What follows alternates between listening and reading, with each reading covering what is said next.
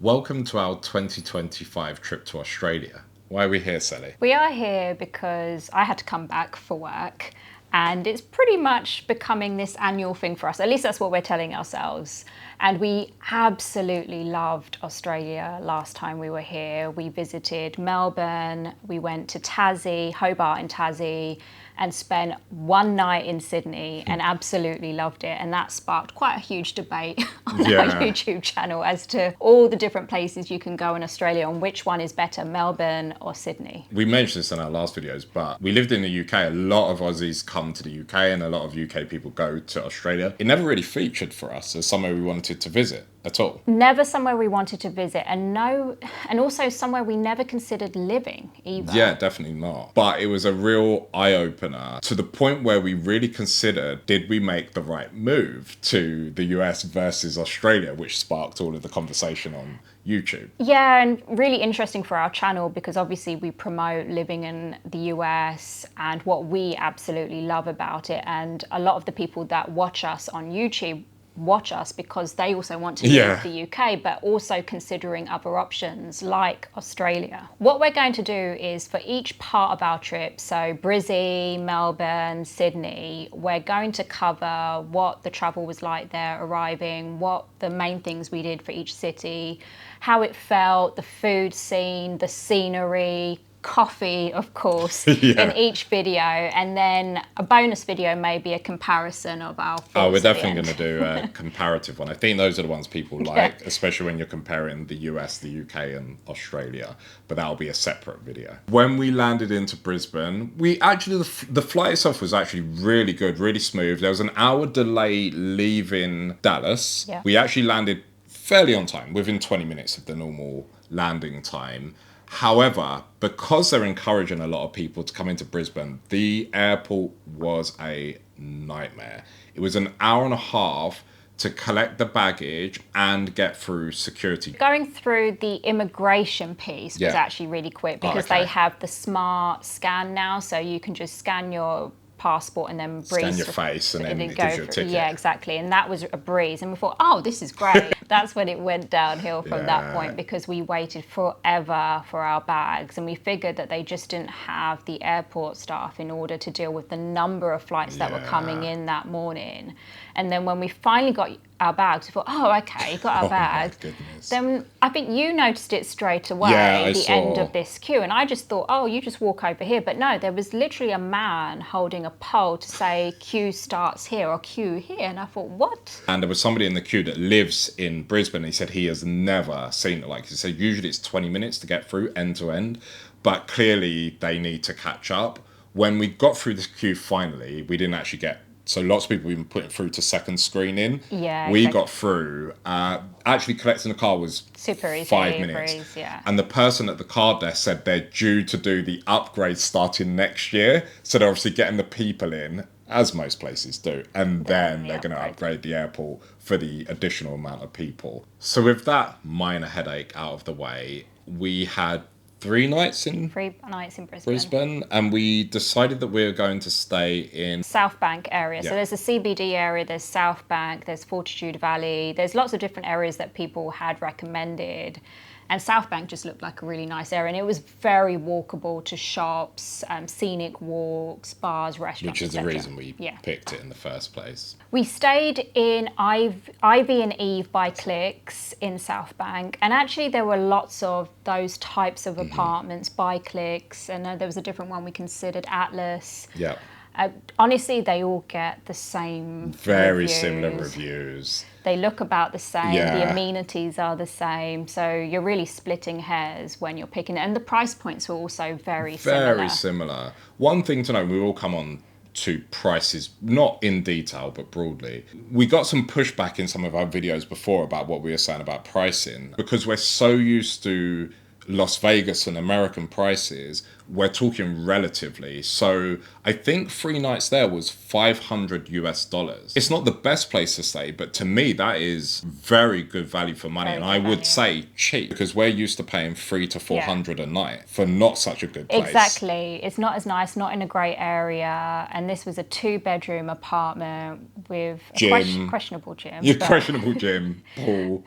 But it had everything that you Yeah. need. In terms of what we did across the 3 days, we didn't really have too much of a plan. But what we did do was look a lot on Google Maps to see what was around us in terms of restaurants and bars. What was really nice with staying in SouthBank is that we were really close. I think it's to the art museum or no, exhibit hall, and where they have the Brisbane sign, and where this whole area, I think it's called Parklands, where you can just walk along the river. They've got the river cruises happening there. They also have this fake street beach area, which was kind of unusual. And it was actually really nice to see all the families going there as well. What's really nice about Brisbane is that there's lots of things that you can do. There's a zoo, there's the botanical gardens. And what we've actually noticed about Australia being these experienced travellers now is that there's these typical things that you can do in most of the major cities. And that's the zoo, botanical gardens, really nice parks, restaurants, bars. But what is particularly nice about Brisbane, and maybe this is because of where we were staying in SouthBank, is that you've got that river going through, and then you can get these ferry cruises, and then you can take them to places. So you can either do it as a tour, and everyone highly recommends doing that. But what we actually do, and this is what we've been doing during the trip as well, is just using that as a way to get to places. Yeah. So you kind of get a free tour. You go from one location to the other. For 50 cents to $1. Yeah, sometimes. Australian. So we took the ferry from SouthBank over to Fortitude Valley and decided to walk to one of the restaurants that we had booked. And it's really interesting because I guess we're still learning Australia in that way. And you go from one area with high rises and it looks a particular way. And then we got to this other area and there was Felon's Brewery. And I'm realising that's another very popular place here. And the whole area just looked completely different because you're right by these cliffs, and then there were lots of people, and it's a completely different vibe to what SouthBank had as well. I don't know if that's dissimilar, though, to a lot of cities. Yeah, true, yeah. And especially you're travelling a reasonable distance down the river bank. And if you were to do that in London, Yeah, if you it would went be from completely the city different, yeah. to Woolwich, Yeah.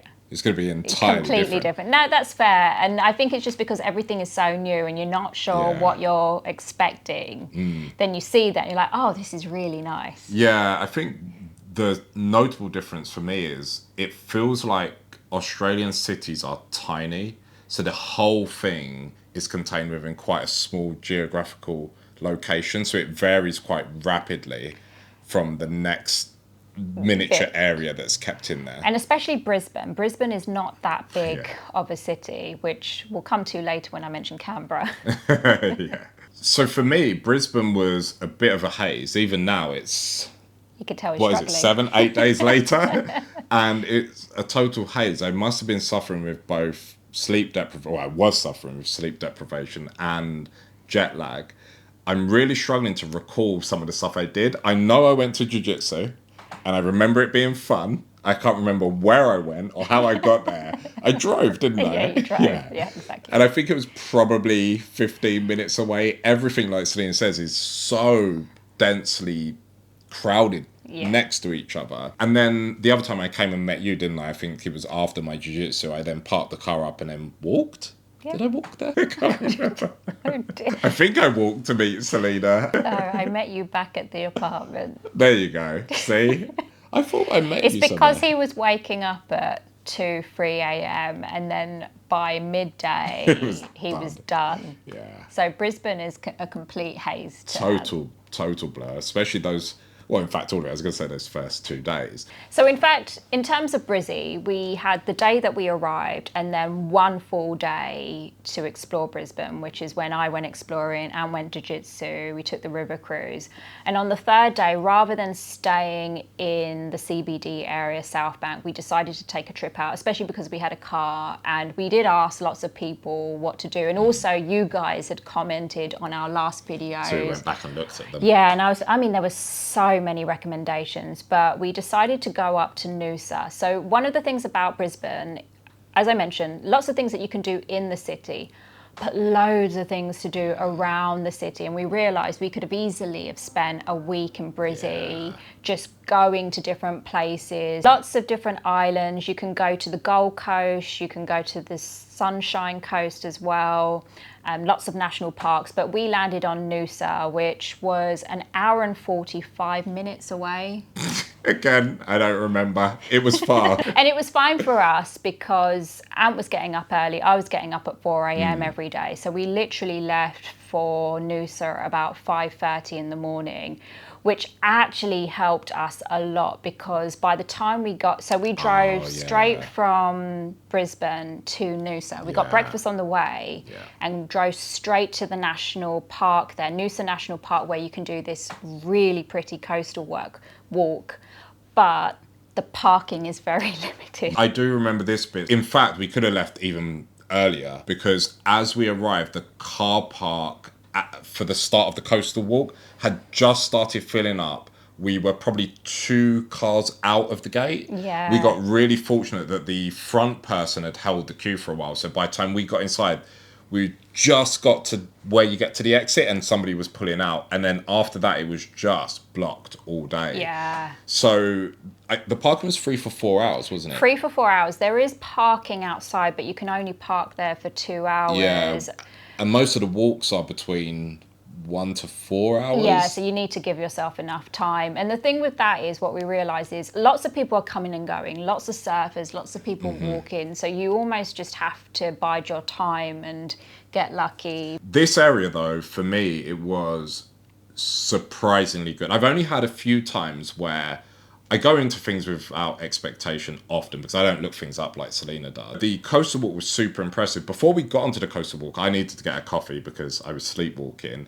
The people were really friendly. They weren't from Australia. They were from, sound like Europe somewhere. Yes.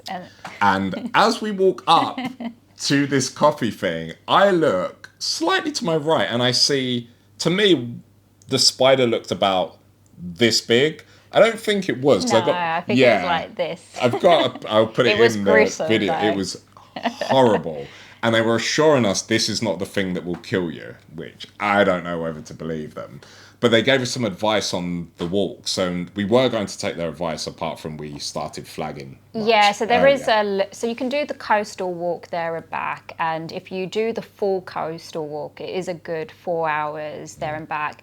But we decided to do it up to a point called Hell's Gate. And at that point, you can take a different trail and loop back, but that would have been an extra hour and a half. And at that point, we thought, nah, because the coastal walk up to Hell's Gate, and the time it took us was about 50 minutes. Yeah, it's a walk where you can take as long as you like, really. You can stop, look out. There's so many points where surfers are going in, so I'm guessing there's different types of waves. I'm guessing depending on how close they are to the... I know nothing about surfing, but there were so many bits where it says for surfers to get in. Yeah, they'd lots climb of down these places. rocks and stuff. It looks like a death sentence to me, but... Which it is for some, because they have Definitely. said that the tides, the rocks, some people are just not mindful, and you really do need to be a confident, strong swimmer. Yeah, and above that, because it looked terrifying to me. But along this walk, we saw people dropping in all the way until you get out to Hell's Gate. And in fact, right by there And as you well. can continue beyond Hell's Gate, and there's another walk all the way to different beaches along the coastal walk. Highly recommended. Yeah, I would say it's such a beautiful location. Very different. The other place I was going to say that I really loved was Yosemite. Entirely different places, but just kind of stop you because it's not something you see every day. Yeah, exactly. It's not the environment you live in every day. It's so different. It's so dramatic that I really enjoyed it even while sleepwalking. And we did end up meeting a guy who I don't know if he said he was a farmer. He owned 400 acres of land and had Whole cattle. town to himself. Yeah, Basically. exactly. Had cattle that he's like, you don't even have to do much. It's just like you leave them out there, give them some vaccinations every now and again, and that's it. So he turned his hand to, it's not glamping. What did he have? These small homes? Yeah, exactly. And he has people come in from Airbnb and a website, and he invited us and said, come out if you come out next time. So that was fun. And from that point, Anton went off a cliff. Not literally. Not literally, but mentally and physically. Yeah. So we did the coastal walk. We got back to the car, and then we drove back into town. So actually, when you get to the national park, you will have to drive through Noosa's town centre, like the central village town centre. It's not that big, but what was interesting, we got down there for about 11:30, and it was a Monday afternoon, and it was packed, and finding parking was actually really difficult. Yeah, we thought that we were going to be just ahead of the lunch crowd. We were not ahead of the lunch crowd, and I guess there isn't really one because people just go there for the day. Exactly. So it was a battle, and a lot of people were waiting for spaces to open up. But I said to you, you're just going to be just as lucky by driving. Surely your odds are better because you're going to spot things.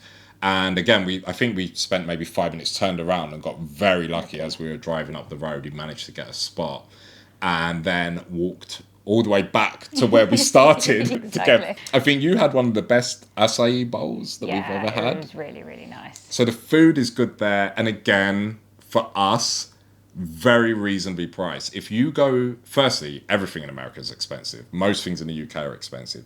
If you then go to a tourist spot, and if that tourist spot happens to be a beach location, just double everything. So to us, to be able to spend what is the equivalent of $12 on an acai bowl, which would probably be 20 just where we live. To me, I thought it was very reasonable because I feel like they could don't do this.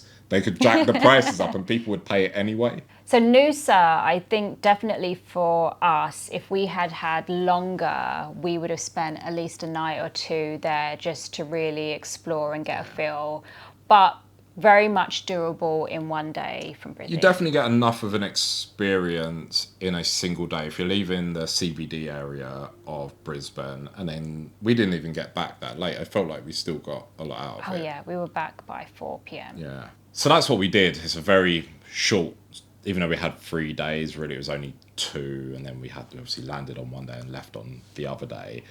Felt like we got quite a lot out of it, but then, like Selena said, also felt like we could have spent another 3 or 4 days there and just explored areas outside of Brisbane 100%, city. One other thing that we did, this was in Brisbane, wasn't it, when we met the guy? Which guy? Did you remember the homeless guy? Yes. Was that Brisbane? Yes, I completely forgot. That was the very first day. Yeah, so on the first day, we were just going for a walk.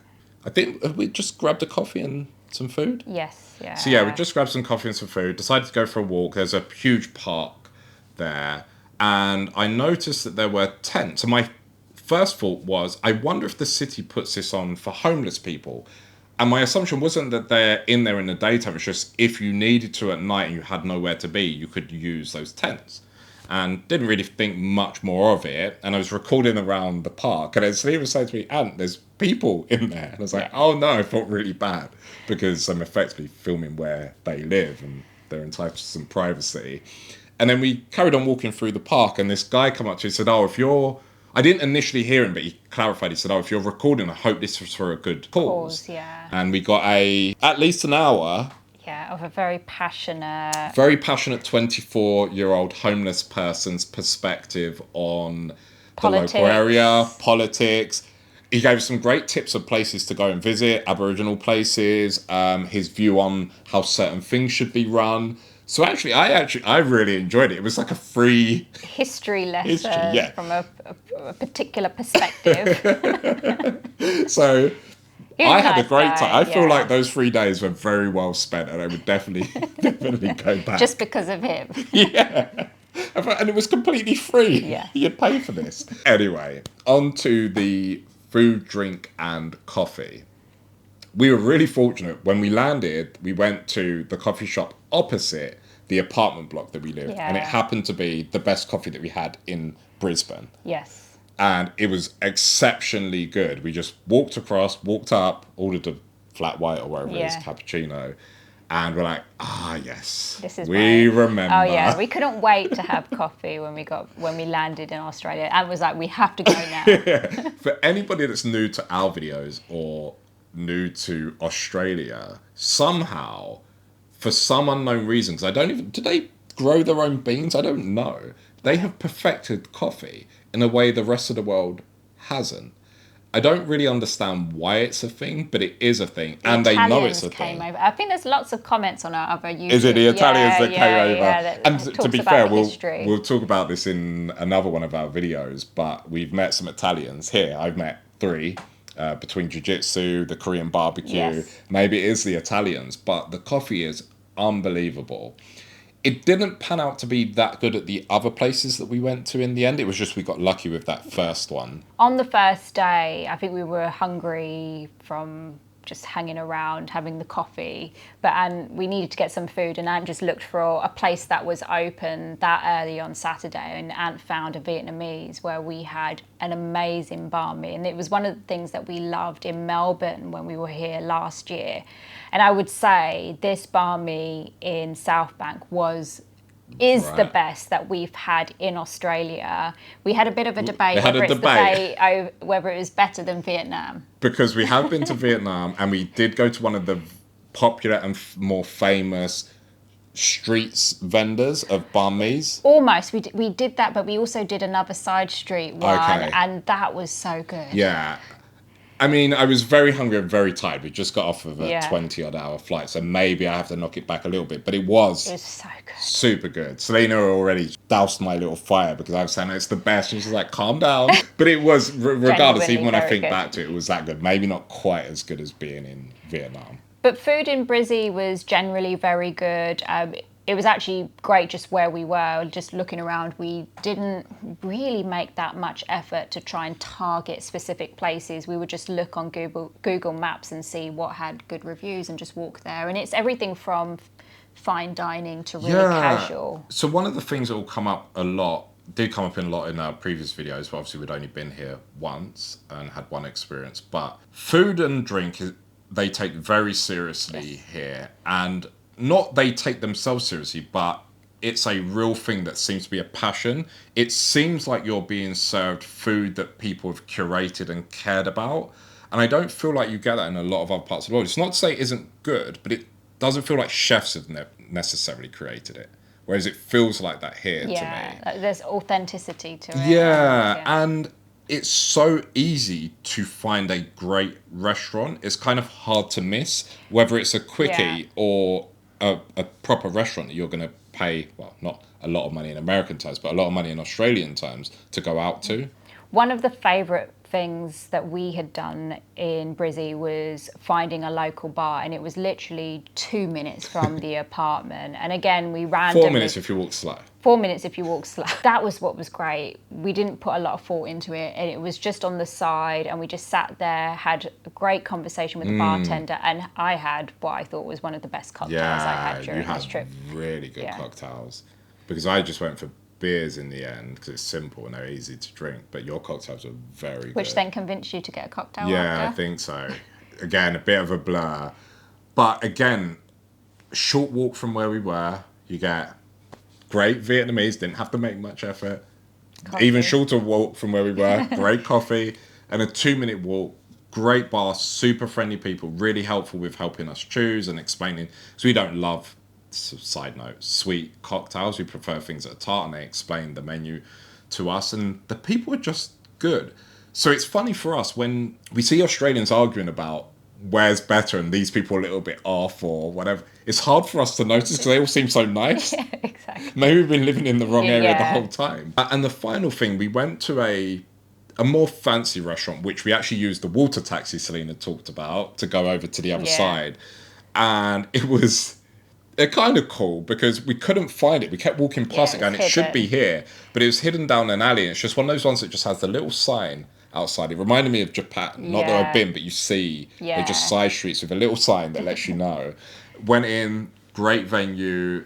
Our waitress or server in the American was bought over, I think, from France. I think she helps them at the restaurants, not exactly sure. She gave us loads of tips of places to go in Melbourne, in Sydney. She was super nice and helpful throughout the meal. And she had noted every time she goes back to Paris how dangerous or exposed she feels compared to living in Australia, multiple yeah. parts of Australia. She said, we won't use the words, but she said you can dress however you would like in Australia and not be in fear. If you do that in Paris, you're going to get yourself into trouble, Yeah. which was quite telling because she's fairly young. Which is really nice because Parisian. one of the things for us is always about safety, and for me, that's a great aspect of a country if people can tell you that they feel safe no matter how they dress as well. So our final thoughts of So our final thoughts on our 3-day tour of Brisbane. The city for me was very relaxed, very laid back, easy to find everything that we needed. The surrounding areas are probably the bits that need to be explored a lot more. I think that you could easily just do 2 days in Brisbane and be done. And Then just go out to all of the Exactly, different, yeah. maybe do a spiral out and spend a couple of weeks, I'm sure, there. For us, I think probably 4 or 5 days. The climate for me was actually fine. I remember it being quite nice. Yeah, so one of Did- the things I really like, and I think I noted that when I went from Melbourne to Sydney, is I much prefer humid places. Now, one of the things everyone told me about going up to Brizzy was how humid it gets there. But You prefer the humid now? I think it's because I live in Vegas where it's such a dry heat. Ah, the contrast. I really appreciate the contrast, and I just like that feeling. I get it. You don't want to be sticky. Yeah, wet, that's the downside. But the timing we was there, it was just the right temperature, and I thought it was pleasant. For reference, we landed in the end of February, so our trip's been the end of February through into the beginning-ish of March, and obviously you can't take that and apply it to another year, but for us it was fine. We were out walking around every day, distance, and it wasn't too bad. It wasn't too bad. One of the things I was really concerned about, because everyone had warned us about this time of year, is this is when it can get thunderstorms, heavy rain. And what happened now? Now? Yeah, what's happening in Brisbane now? Oh, yeah, so we'll come on to this in another video. So we're recording this pretty much at the end of our trip, so we've done all of the locations. It just gives us a better way of framing each place. We were meant to be returning home from Brisbane. So we were meant to leave Sydney, fly to Brisbane, and then fly from Brisbane back home. We can't do that because there's a cyclone hitting Brisbane. So they're cancelling, they've sent out emails cancelling flight, don't travel if you don't really have to. And even then, they're not necessarily going to be able to get you in or out of Brisbane. So the predictions of people did come true, except not during our trip. So it was fine. No, it wasn't. I mean, they were talking about tropical storms. Yeah. Apparently, a cyclone hasn't hit that area Since 1970. a long time. So, yeah. We got very lucky. All in all, I would say I really enjoyed the trip to Brizzy. I'm glad we went. I'm glad the weather turned out well for us. I'm glad we also did the day trip out to Noosa and got that blend of being in the city, but I also think that's going a out. key point. Get outside of the city. It's going to enrich your trip so much more. I would definitely come back. I think there are so much more things we would choose to do. And on that note, thanks for watching.